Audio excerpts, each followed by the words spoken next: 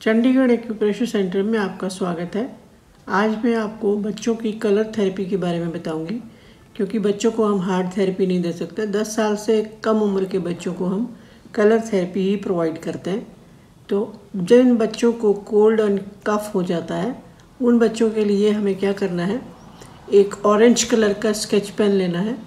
उस orange colour के sketch pen से हम बच्चे के थंब के ऊपर फर्स्ट और सेकंड लाइन के बीच में 2 पॉइंट्स लगाएंगे, एक यहाँ और एक यहाँ। 2 पॉइंट्स लगाएंगे जिससे बच्चों का कोल्ड एंड कफ बिल्कुल ठीक हो जाता है। और बच्चों को हम हार्ड थेरेपी ना देकर कलर थेरेपी यूज़ करते हैं। इसको दिन के समय लगाना है, दिन के समय लगाएंगे क्योंकि सनलाइट में ये इफ़ेक्ट करता है और बच्चों का कोल्ड एंड कफ 2-3 दिन में ही ठीक हो जाता है। और इन्फॉर्मेटिव जानकारी के लिए आप हमारे चैनल चंडीगढ़ एक्यूप्रेशर सेंटर को सब्सक्राइब करें एंड बेल आइकन दबाएं।